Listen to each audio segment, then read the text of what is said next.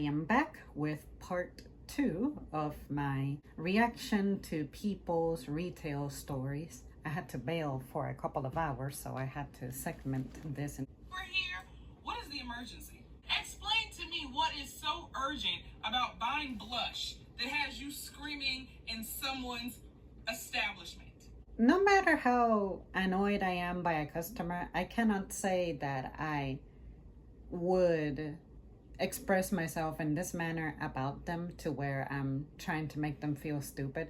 Even when I tell my stories here, sure, I will tell my commentary and stuff, but to like amp up my level of annoyance, I can't do that. I'm not sure if this person is being 100% genuine with how it makes them feel, but to me, I feel like this level of irritation is an opportunity for you to develop a higher sense of tolerance. Like, sure, I have been upset by customers before, but after I'm out of my shift and I have internalized it, I can tell you that unless it's something that really irked me, I can go back to narrating the story and not be so dramatic about it. The counter, and she was like, I have a return. I said, okay. She was like, this stuff is making my hair fall out. And then she held out her hand. What was in her hand, you ask? A ball of her hair. I would have believed you. I'm not surprised that happened to this girl, because in the past, I had one of my former managers, when he used to be the manager of another department. The department he was now the manager of had to do with the side of grocery where there is stuff like body care items and supplements and stuff. And for some reason, there was this guy who came into the store with a bag with, I'm just going to say, biological secretions. And he showed it to my manager and he was like, after looking at this, what do you think would be good for this? That is a biohazard. And second, after that, I personally wouldn't have wanted to handle this customer. I don't think they should be in the building at all, because if you were able to transport this material just so nonchalantly, so uncaring, I think that at that point you're creating a hazard in this environment, especially a biological hazard. I think I have to refer that to our shift manager. You didn't have to bring that in. I can look at your scalp and tell. These 3 people came in the store stealing, and then they ran out, right?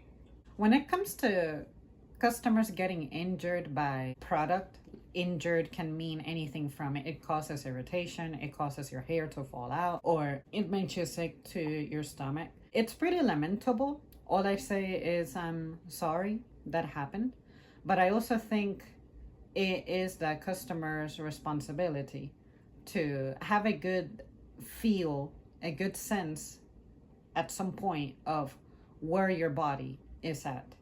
And if you are a patient, for instance, going through chemo or something, I don't expect you to be an expert on how your body is going to react to certain things.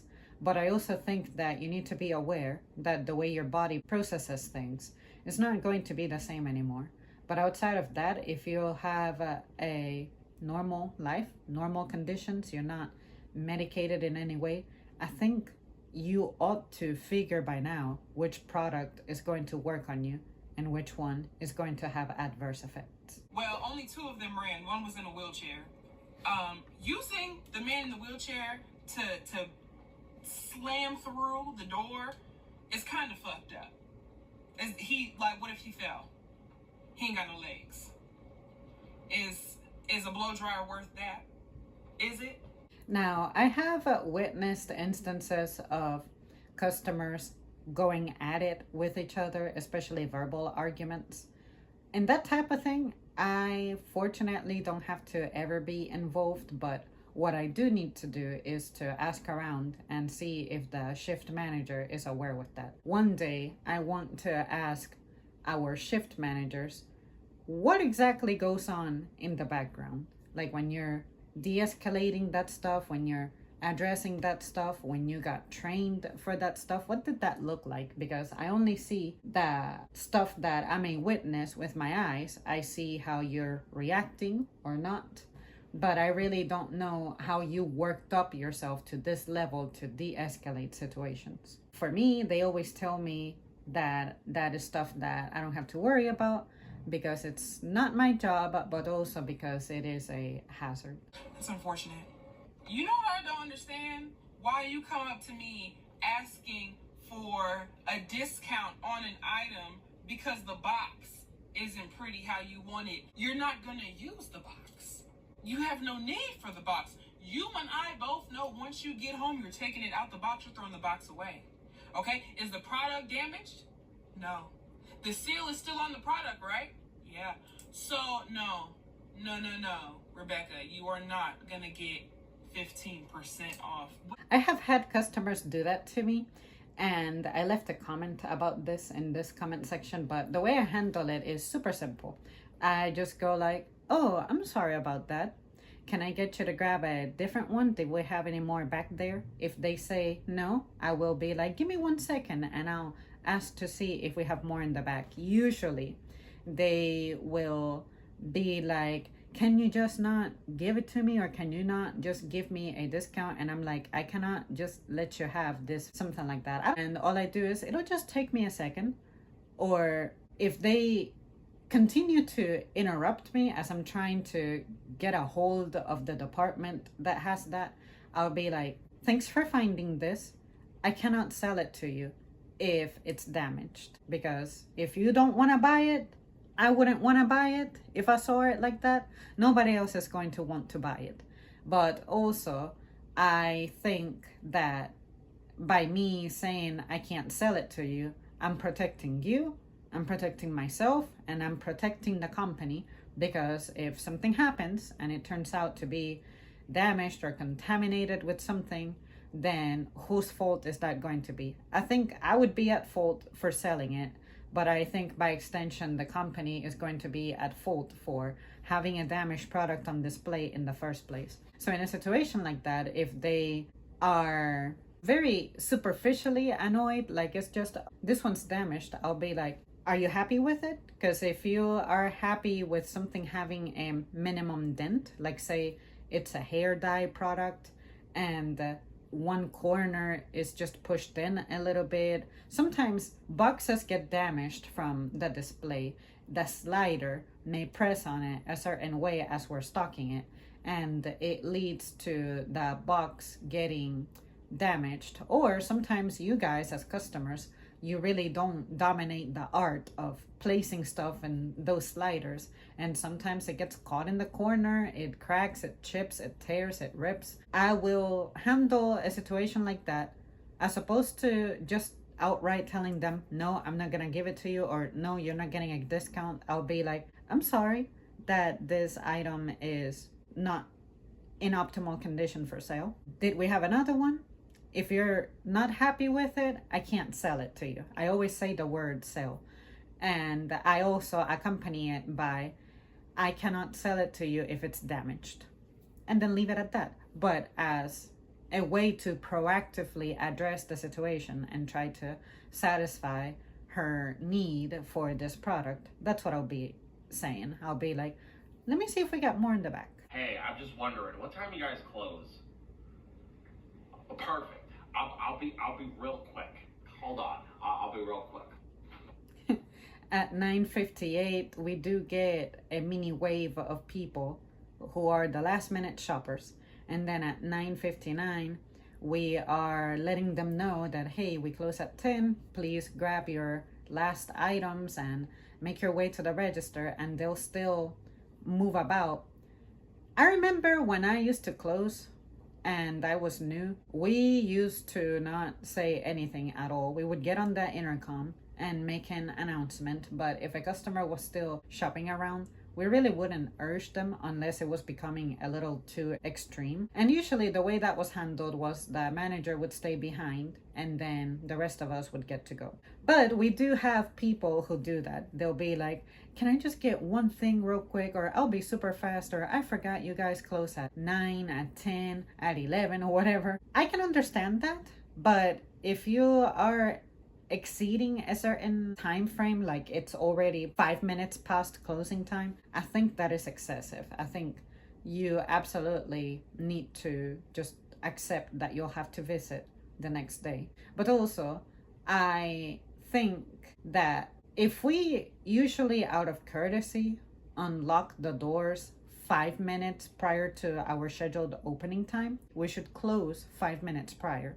I haven't closed in a very long time. I'm not sure if that's something we maybe do nowadays, but I remember, depending on who the manager was for the store at any particular night, some managers would take the initiative of standing outside 10 minutes prior or being in the area at least, and as it was creeping toward 5 minutes till closing, that's when they would more actively start informing anyone coming in that, hey, we're getting ready to close, please keep it short. Question. Sorry, listen, I'll be real quick. I never had one of these. How are they? Yeah? Alright, well, yeah, I don't know, man. I'm just kind of looking for something. I don't like these people because, unfortunately, if you tell some people that no, you haven't had something, they'll be like, well, you should know in case I have a question. And I'm like, in my mind to myself, remember, I don't entertain these people. I don't get to try all of this for free. That's one. Second, I don't have to be gravitating toward everything because I know what things I like. I know which flavors I like. I know what is good for me and what isn't. Or say, product for the body. If I have thick, curly hair, why would I try a product for fine, limp hair, for instance? In addition, if you ask me for my opinion and I say that I haven't had any experience with it, why can't you just accept it and let it go? Why do you have to add more commentary to that? Just be like, oh, well, I'll try it, see how it goes. If I see you and I remember, I'll let you know how it goes. Something like that. Or if somebody does have experience with it, understand that opinions are subjective.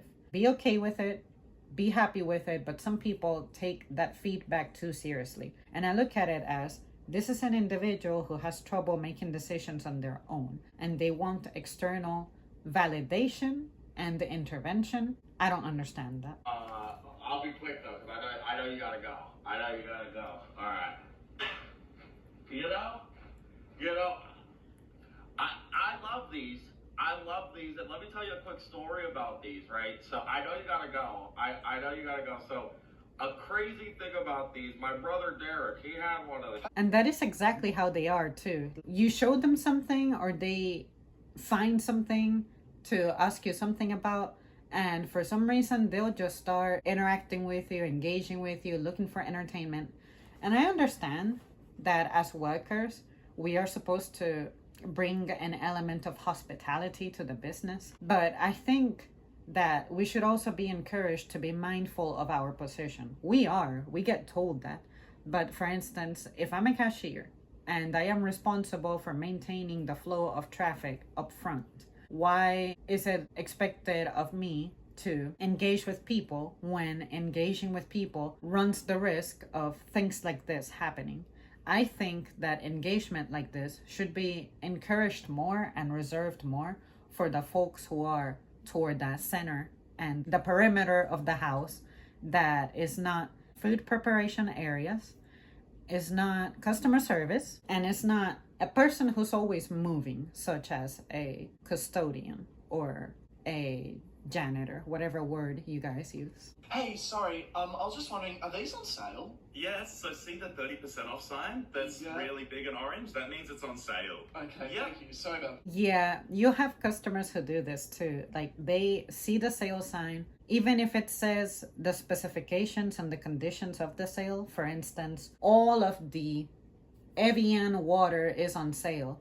For some reason, some people still question whether it's all of Evian, like different sizes, or if it's Evian and Waiakea waters and stuff on sale. They'll just keep layering that. And I think if you need a product, you need it and you want it and you get it, period.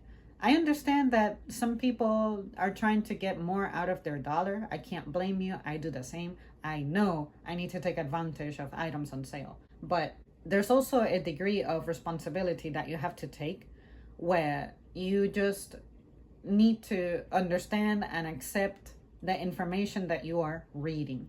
Look at the sign, look at it again, read it intently, read it to comprehend, read everything, even the fine print, and you would realize that all of the information you could hope for is there, is included there, is answered there. Learn to be confident. See, anything else? Or I was wondering, I came in last week. okay, And you guys had like an orange, it was like a vest. okay. And I was just wondering if you have that. I couldn't see it where it was. Well, then we don't have it. If that was a week ago, we don't have. Do you want me to check out the back? Yes, please. Some people will do this. They'll be like, I was here last week and you had this item. Sometimes they'll admit, I'm pretty sure it was seasonal because it said limited time. You name the condition and they expect to see it again, especially see it at the price that they saw it at last week. It's either, do you still have it? Was it seasonal? Is it still on sale? Those are the worst. And some people cannot accept that once a seasonal item is over for the season, we're not gonna have it in the back. So don't ask me to go check in the back. By the time we get around to selling out of seasonal stuff, it's because the shelf is empty due to us not having any more product in the back. I can't see it, so that probably means we don't. Hey, so sorry. Can I return this real quick? Why? What's wrong with it? So it just was a little bit damaged when we opened it, and I just. It looks fine. Yeah, no, it wasn't though. It didn't really. The other day I had a guy, I don't know if I told you guys this story, but this is a guy who one of my supervisors recognized has a tendency of buying like $30 worth of meat or $40 worth of meat. He'll bring back the receipt and he'll bring back the label that was on the meat. And then I'll be like, how may I help you? And then he'll be like, I just want to return it. And I'm like, all right. Do you have the product with you? And he goes, it's bad food. And then I said, given that it's my first time personally dealing with it, this is how I'm going to handle it. I said, I'm going to let it slide this time, but in the future, we really do need the product. Whether it's rotten, whether it's burnt, just seal it to the best of your ability, package it, bring it back so that we can properly shrink it, process it, and dispose of it.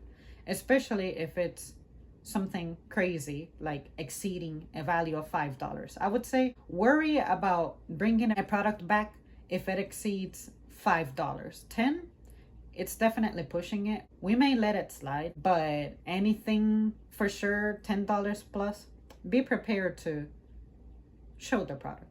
Yeah. Daniel, I need to do a refund for this, so I need you to. Yeah, how'd you pay for it? I used cash. This is a problem that we had for the longest time, which was sometimes we would just refund things, not ask any questions. But eventually, the receipts began to print the conditions for returns. It would say things like, returns are only doable up to 30 days after purchase, or refunds can only be done if you have the receipt.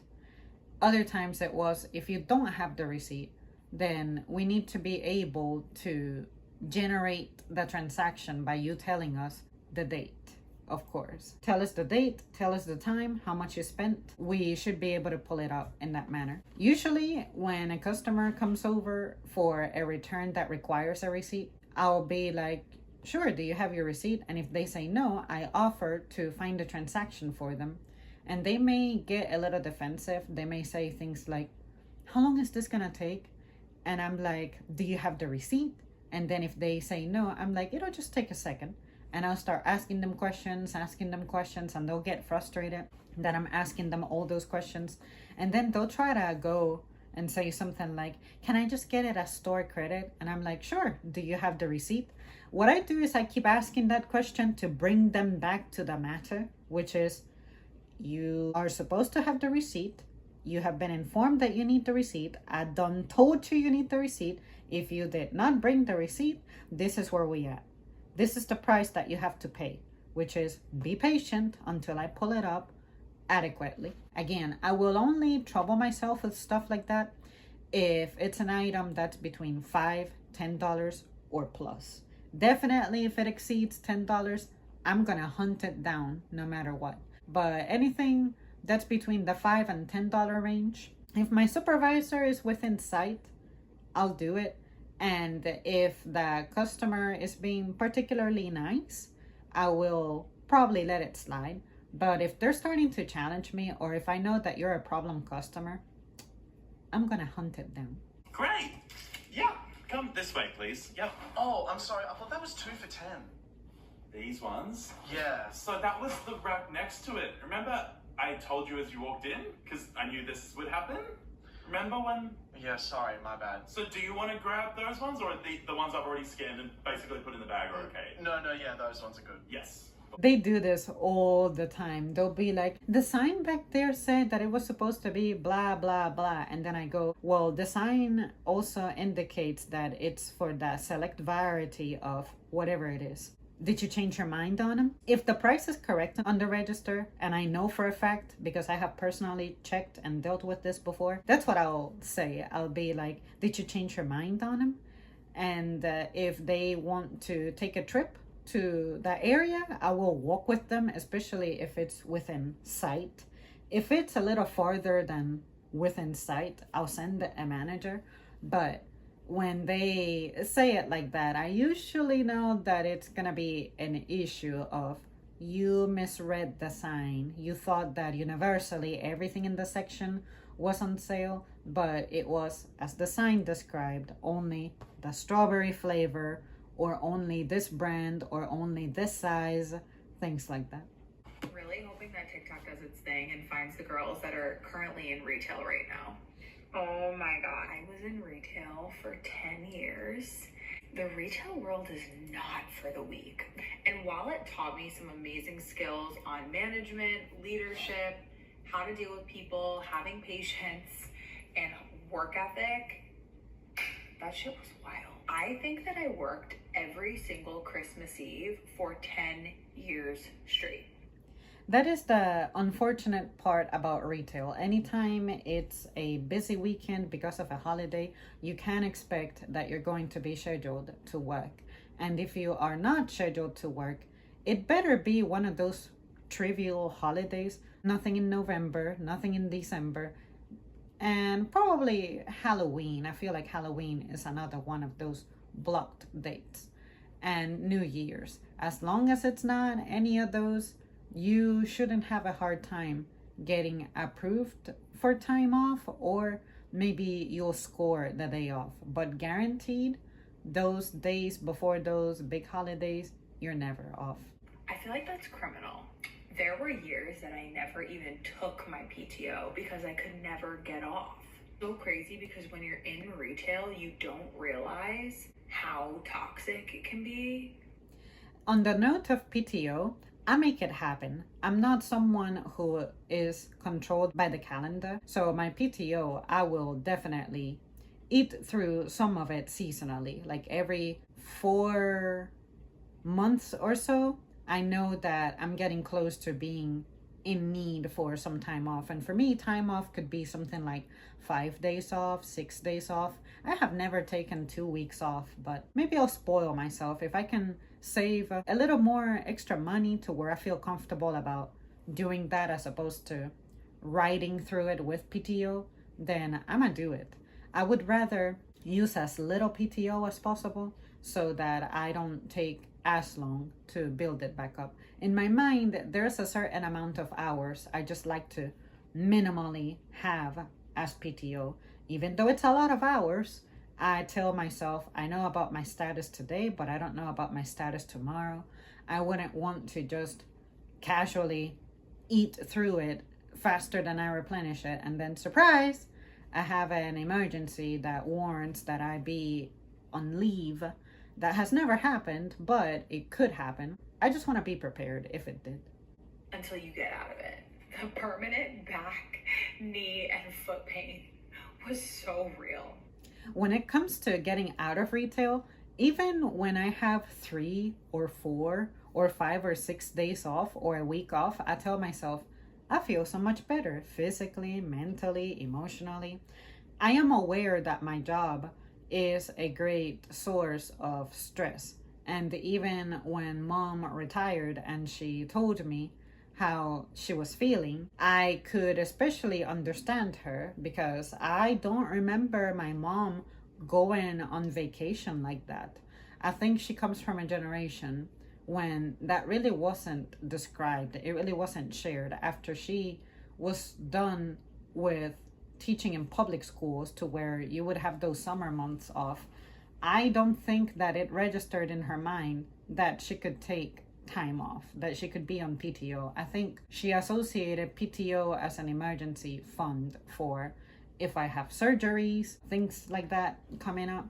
But for me to hear, Mom, I'm taking time off to rest or go on a trip or anything like that, she never did. And that's really sad because I feel like some of the ailments she has now, if she would have slowed down here and there, she would have been a whole lot better off. But to be fair, in her defense, she would try to take days off sometimes, but at the daycare she worked, they had favoritism problems to where it was always the same people getting that same vacation time off at the same time. It was like nobody wanted to work around the challenging dates when the demand would increase. And then mom, as someone who doesn't have that favoritism privilege, she would get rejected pretty often, but she went to her superiors outside of her facility. And after she submitted that as, hey, for years I have been trying to have this time off just once around this time, I always get rejected. I want to know why. Others consistently get it. They were able to uncover some dirt with this staff. So in a sense, mom had to be the unfortunate victim of that stuff for some of the corruption to be exposed in the area. As long as she has no regrets, which I don't see why she would, I'm happy. And she was happy too. Luckily, I was able to get into sales, to online sales, and take. And on the note of physically, this is why I keep saying I don't care who dislikes my opinion, but I think we need to have guaranteed health care when you're an adult. Because when you are at work, whether you're full-time or part-time, if you're working on a job where you have repetitive motions, and on the job description, it describes that you gotta be able to withstand extreme ranges of temperature, you gotta be able to withstand being on your feet, and twisting and bending and lifting and all that. I don't know about you guys, but that to me is the equivalent of I am warning you that this is a job in which you run the risk of getting hurt. Just because I don't have an accident on the job, it doesn't mean that my body is not suffering wear or tear. Why is it that years down the line is when I'm going to start seeing the symptoms, but I'm going to have a hard time proving these symptoms are the consequence of my occupation? This is an occupational injury, but I cannot sue my company into providing care for me, for my body, that as a result of my exposure to this place, I now have physical issues. I think that the job description describing things like that shouldn't be something that I guess one could interpret as, well, you can't sue them because these things are the things that you're physically exposed to. Heck yeah, I should be able to demand and I should be entitled to health care.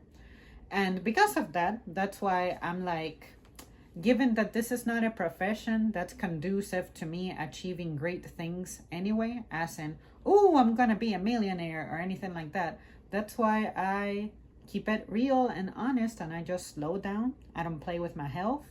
Once I start feeling certain symptoms, I'm like, okay, I think I'm about to be due for some time off. It's not, I wait for my injury, for the disaster to happen, and then I'm like, I gotta request time off and I gotta wait 3 weeks for my time off. I'm eager. No, none of that. I already have a good idea of when I'm going to start feeling that way. When I was hired, I went, I want to say 2 years without taking any kind of time off at all. Then I started to take time off in March because I said to myself, I love spring, I love this weather, and even if I'm at home doing nothing, I just love this weather. I want to be out here experiencing it through the window of my car as I drive, if that's all that I get. Then after that, I said, I think I need a week off in March and another week off on my birthday. I used to just take maybe 2 or 3 days on my birthday. Now I take 6 or 7, 8 days. I don't think I've ever taken the 10 days off, but shit, I should. But anyway, that, and then I said, for some reason, this little marathon of mine called work is not as easy as it used to be. After that, I am now at a point where I started taking off in March, maybe another week in April, and then my birthday. Left it at that.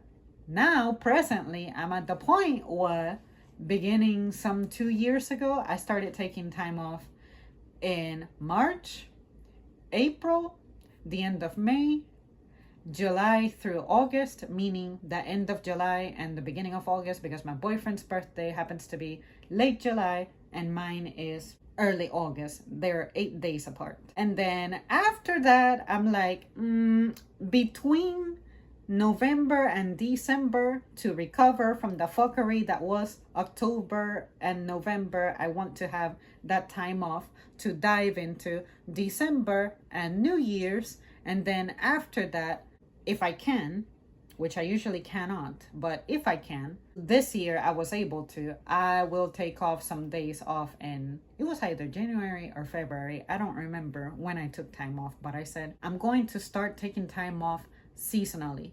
So every time we enter a new solstice or equinox, I'm taking time off. It makes all the difference. All the difference. That same skill set that I learned in the retail store, and I poured it into me, and I built a 6-figure business online where you can make your own hours, work wherever you want, still.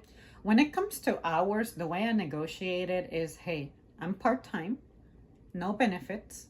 And because I'm part-time with no benefits, I think that it's not unreasonable for me to ask for a more fixed schedule, because the shortcomings that I have at this place, I have to be able to supply outside of here. So I have become now a primary morning worker. And I'm like, okay, I think it's reasonable for me to have this availability, because once I leave here, I have to go into my second and third job, because that is what I need to supplement my income. And I do that by making videos, which fortunately I was able to monetize this. But if I didn't have my channel monetized and it giving me money at a sluggish rate, but hey, I'm very humbled and proud that I can make any money from this at all. When I started, I didn't know that was possible. But if I wasn't doing this as a way to not only self-care, but also genuine hobby and fun, I think I would be doing food delivery, but I would have some kind of goal daily. I'll be like, I think daily I want to make an extra $20. The reason being, because I know food delivery is a much slower way of making extra money. Fortunately, I don't need a lot of extra money based off the bills that I currently incur. My primary job takes care of that, even as part-time. But I want to be able to have a little extra so that I can set aside because things happen. But I also don't want to use a very important resource, probably the most important resource I have, which is my vehicle. I cannot kill that prematurely. So at least $20-$30 a day that I work on to make extra on the side, I think that's reasonable. Again, fortunately, I'm in a position where I would rather make a few cents here on the channel at a super sluggish rate. You guys know my channel performance. It does not make money fast at all. But at least whenever something does come through, I feel really proud and really happy, because I never thought, after I learned that I could make money doing this once I became eligible, I sincerely didn't think I would make it. The money makes it to me whenever it makes it to me. And I feel like it always arrives during a moment that I need it the most. Like I was telling one of you guys who left me something the other day, I'm like, this really worked out for me, because I was like, oh snap, I have been eating through my paycheck a little faster because I'm definitely wanting to have a survivable summer. I'm having to run my AC, and I already saw the projection for my electric bill, and it's not looking very good. But yeah, when it comes to retail, I sincerely don't resent it. I'm just annoyed by the lack of courtesy and just basic manners that people have. If it wasn't for that, to me, this job would not be a burden at all. Just don't be difficult. Don't treat me like I'm your servant at home. Those little things. It's an attitudinal problem. If it wasn't for that, trust me, to me, serving is not a burden. Using my body to actually do work and achieve something, it is not a burden. It's not. People genuinely just are dumb. Like, they're genuinely are dumb. Before we proceed, I will never forget, a long time ago, one of you guys told me that there is a lot of unnecessary ignorance, and that's why you find it difficult to work in customer facing areas. And you guys are so right. After you guys told me that, I brought that with me whenever a customer was challenging me, like trying my patience, when they had trouble following directions, or when I would explain to them using proper vocabulary, proper sentence structures, proper description, just proper everything. And for some reason, they still don't get it. When I began to let that thought intrude of I am dealing with unnecessary ignorance, everything became better for me. And I feel bad looking at some customers that way, or really not even just customers, but even outside of that. Say when you encounter someone telling you a story of something that happened, but as they tell you the story, you realize that it was actually them on the wrong, but you don't really want to say anything. The way I'll slide it in is I'll be like, okay, I can see how that happened. In a situation like that, what I would have tried is this, that, and the other. Maybe they'll take it, maybe they don't. But sometimes that unnecessary ignorance is what makes things difficult for you. And if you need more displays of that, you can also think of those body cam videos that we have access to, where the police deal with some of these people and they really believe that they know the system in and out really well. But when you think about it, they're just being unnecessarily ignorant about some things. Customer comes in, they're looking for a shoe. They find a shoe they like, they get my attention, and they're like, hey, can I get this in a size 6? We keep our smallest size out on display. So I go and I check the shoe and I'm like, hey, we don't have a 6. The smallest we have is a 10. Oh, well, can I see the 10? For what? You wear a size 6. Even if the shoe was cut small, it would not be cut 4 sizes, 5 sizes too small. Like, does that make sense to you? It doesn't. But of course, it's my job, so I have to do it anyway. Clothes are not something I have sold very often. And when it comes to shoes, I only remember selling flip-flops here and there. It's very simple things. But when I listen to this, I think to myself, yeah, this sounds like something that I would have to deal with if our departments were bigger. I give them the shoe, they try on the shoe, oh, it's too big. What do you expect? You think? Like, what the fuck did you think it was gonna be? What did you think? What did you think? Now you... That is the denial that I very often mention here. You guys know how I'm always like, I don't understand some people's denial. I will tell them their card declined. They're in denial until they verify it with their bank and this and that. And the shoe size situation, I can see that as well. Like, You see this shoe, it's super cute, you want it really bad. You know that your foot is not exactly getting bigger. I can understand if you're a kid and a shoe is a little too big for you.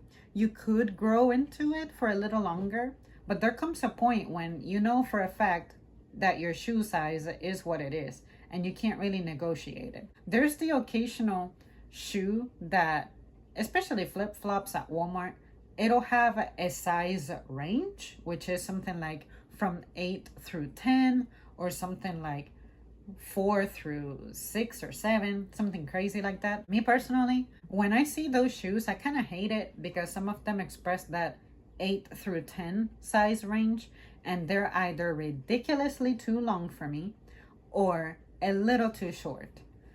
You try on the shoe. You don't fit into it, or it's too big for you, whatever it is, just accept it and let it go. I don't think you'll be thinking about this shoe a month from now, a decade from now. So why preoccupy yourself so much with this? Just let it go. It wasn't meant for you. Something better is waiting for you. I don't know. Just help yourself. Wasting my time for no fucking reason. Get out. When it comes to wasting time, again, I don't get bothered because I'm not going anywhere anytime soon in my shift. But if interacting with you is taking me away from helping someone who genuinely could use my help, out of consideration for the other person, I may be bothered by you a little bit. But if you're there doing something that my manager is going to authorize me taking the time to help you with, you can waste all the time you want with me until I start getting a weird feeling in my gut. Usually when I get a weird feeling in my gut is because something is going down in the department, and I'll take a look and the lines are backing up, or maybe someone had to go on break, or maybe someone got sick and they had to go home early, so my manager is looking for me. If I happen to not be equipped with a wire for you to reach me or something, then I'll be like, I could sense that my department was in trouble. Hell is not for the weak or faint-hearted, and it is not for somebody who has a family. I went to work at 11 a.m. this morning, right? Like, that's the time I had clocked in. Well, 11:03 to be specific.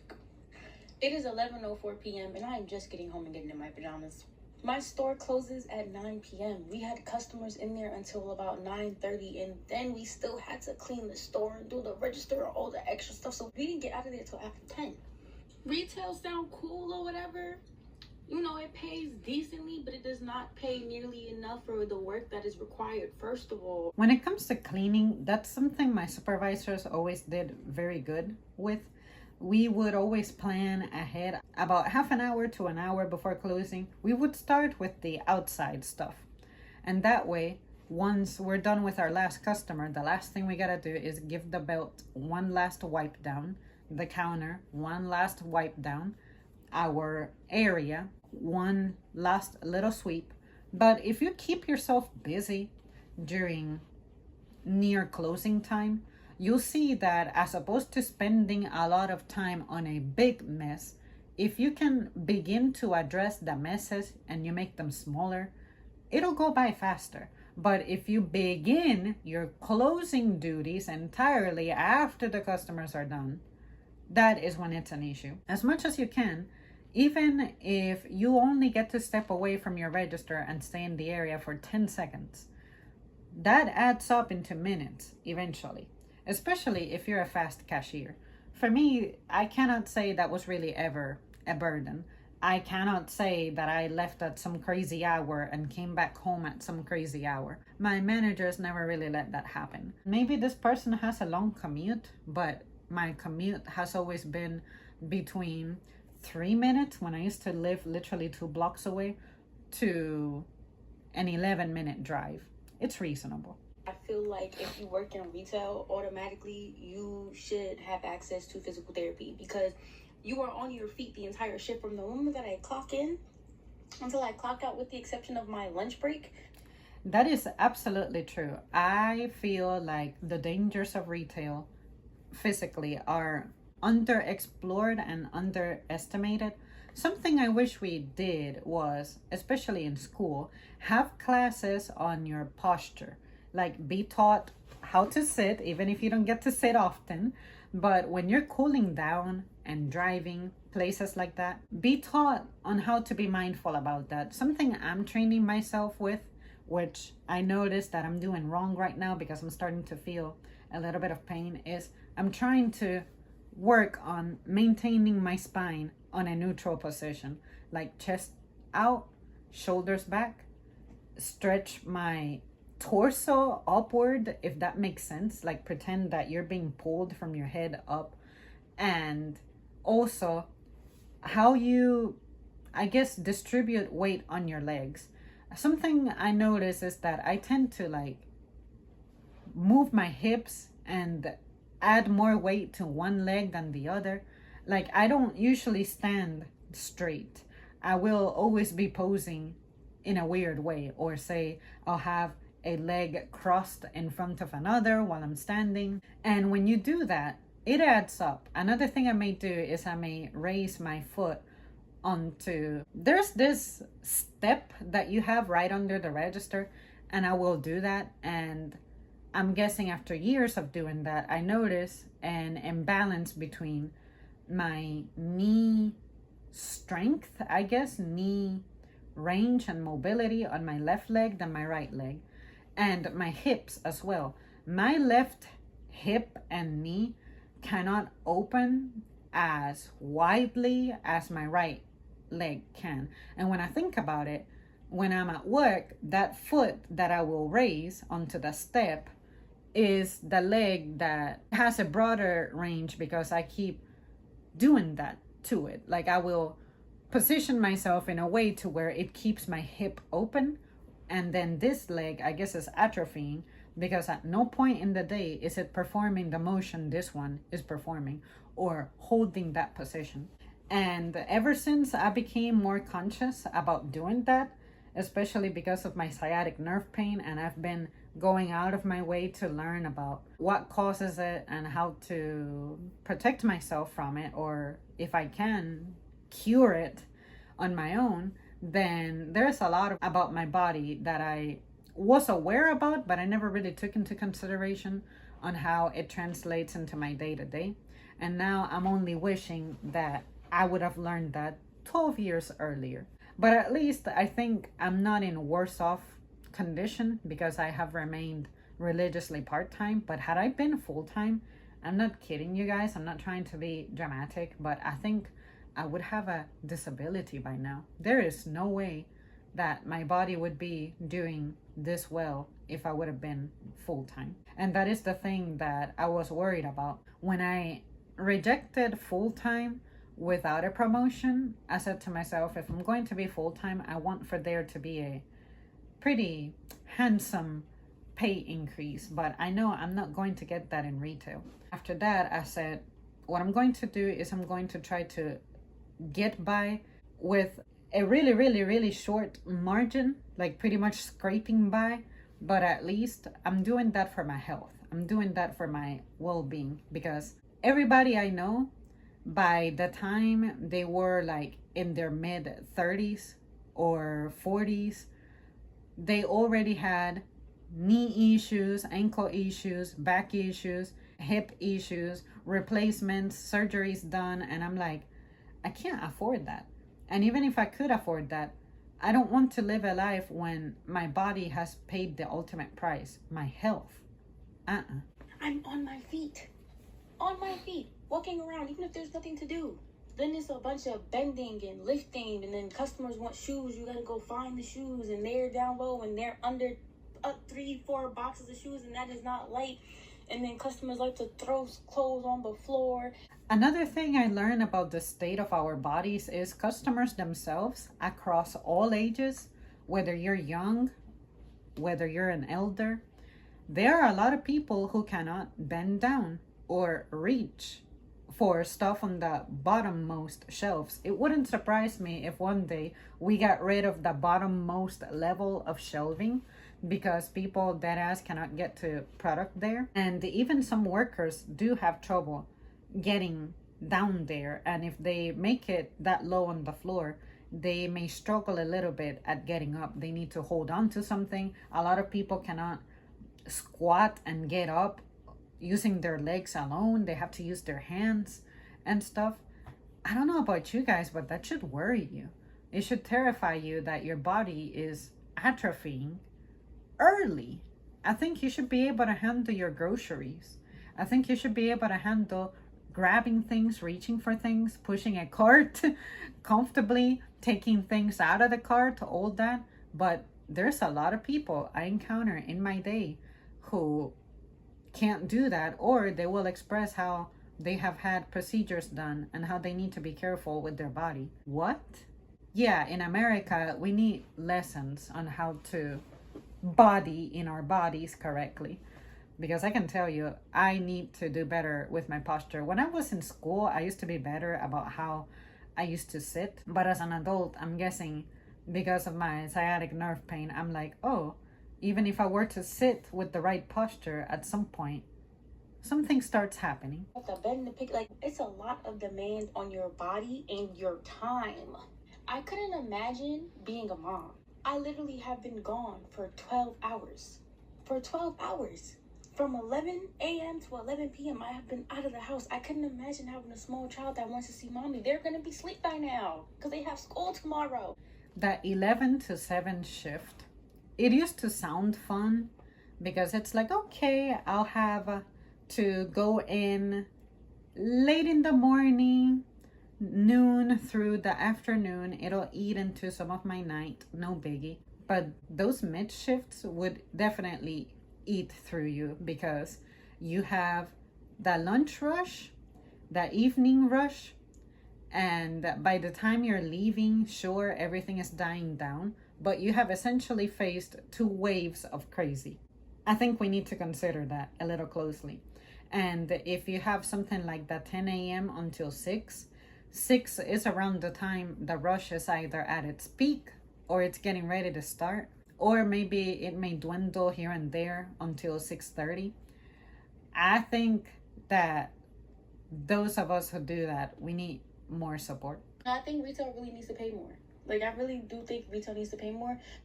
And I also agree that when you work something like this, you need help with your home management.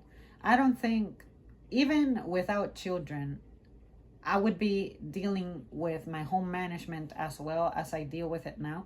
And even as a part-timer, I still feel like work does eat through much of my day. And I think that in a household of 2 adults, someone needs to be working a little less to make sure that the house does not fall apart. Homes need attention. Because I have no life.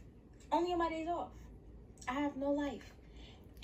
And sometimes on your days off, you have to do things that resemble work. Let it be housekeeping, laundry, or anything that you may need to take care of out there, any diligences. And then the work that is required, and then don't get me started on corporate. Oh, I hate corporate. Oh my gosh. But it's a lot. Retail is not for the weak and faint-hearted. Like, I can't wait till I get out of this. Like, I got a week left on my job. Like, I can't. I don't have trouble with retail quite this bad. I'm just sad that someone with my potential and the, I guess, vision I had for my future. I'm grateful that I chose the retail life and that I have stuck to it because it did wonders for my character. And even every year, I can tell you something that maybe I learned about myself, or maybe I realized needed addressing or attention, that had it not been for retail pushing me and stressing me out the way it does and forcing me to face things, I don't think I would have had addressed if I would have had a more white collar, better paying, privileged, more degree oriented, structured kind of job. And maybe that is a problem that we see with other people. Some of my rudest customers have to be the most privileged customers. They tend to be the ones who have higher education, the higher paying jobs. And I'm guessing they're rude because they're stressed out of their minds. And I'm like, well, get a job serving. When you're forced to serve, it can be a humiliating experience, but it can also be a very empowering experience.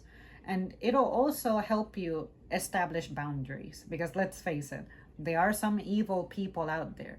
There are some people who will try to abuse you and take advantage of you.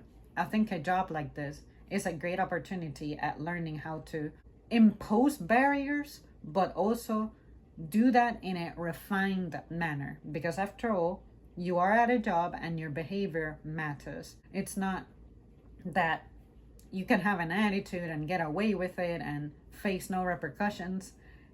You learn refinement if you let it. If I can like stay away from retail, I promise you, I'm going to. It is absolutely ridiculous that retail stores require their hourly paid employees to meet quotas for credit cards or sales goals or anything of the sort, and I'm literally paid hourly. That reason alone was the main reason why I stopped working in retail. The stress of it when it's like, everyone is being paid more than me. I was making $8.50 an hour, and I was being threatened with like, hey, we're gonna cut your hours if you don't start making more sales. I remember when I was hired, that was a little bit of a thing. The way it was done, it was they would post your sales, like how many transactions you personally processed, and they would, in your evaluation, come up with ways to encourage you to try to increase the customer's basket size. I always had problems with that, and you guys have heard me say this over the years, and it has to do with the fact that you as a customer need to have freedom. The freedom to make choices without someone pressuring you, pushing you into something, indulging something. Because let's face it, if we are upset about people having certain substances being an issue, why would you associate retail any different? Like, if you know that people may have an issue with controlling their spending, but here you are showing them things, laying out your store in a way that tries to make it impulsive for them and things like that. Sure, we need to have the business succeed for our livelihood, but for society as a whole, what is this ultimately doing deep down to us? And as a cashier, I don't think it should be your responsibility that people are impulse buying. I could maybe recommend something if a customer asks me. Like if they say, I'm buying this sauce for the first time, have you ever used it? And if I have experience, I can be like, yeah, I've used it on chicken, I've used it on this, I've used it on that. I can do something like that. But from there to try to get the customer to become more ambitious with product, I can tell you how I like a product, but I don't want to necessarily communicate that to you in an effort to try to get you to succumb to that invisible pressure of, now I want to try that. That sounds good. Now I want to have it. That I think that you should come up with your own idea, realize that the grocery store may supply the means for your idea, and then take it from there. But to try to have us be this competitive and even create a sense of competition within, say, the department, because we're going to give more hours to the better performers. I understand that. But in my case, for a while, I'd been a performer that's really good, that my management wants me to have more hours beyond my current hours, meaning give me full time. But then I told them, this is going to get in the way of me living a full life and be healthy. What do you propose? It's difficult. I think, like I have said before, but not in a very direct way, nobody has a lot of money because they didn't play dirty somewhere, because they didn't cheat somewhere. Your work and your labor is never going to get you anywhere. To me, investing is a form of cheating, because I don't understand how throwing money into some account just grows by itself.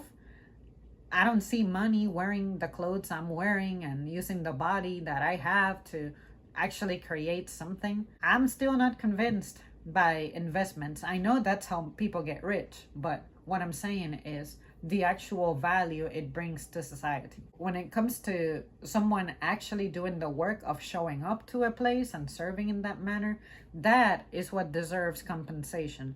It needs to be quicker. It needs to be more substantial, as opposed to, oh, you're going to set aside this money, as much money as possible, so that hopefully in 20 years or 30 years you have something to look forward to.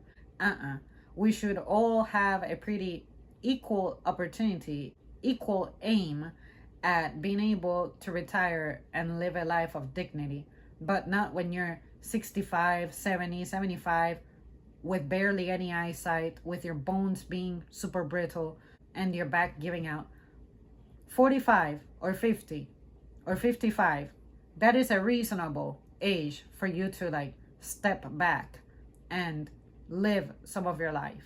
I go into a store, if someone is being overly pushy with me, it just makes me want to leave. And that's what stores, I feel like, don't understand, and big retail chains don't understand. This is true. I remember I was at the mall last year. I think I told you guys about this. It was either last year or the year before. And some girl was, I'm guessing it's one of those people who make money based off commissions. She was selling this lotion. It was $40 for a tiny jar like this. And she was like, hey, can I get you to try something? And then she applied some of it on my skin. And she was like, how does that feel? Does it feel really good? Does it feel really nice? Look at how shiny your skin is. Yeah, girl, you need to level up your skincare routine or something. And I'm like, my skin feels pretty good and it's pretty hydrated and I put lotion on often and I shower and this and that.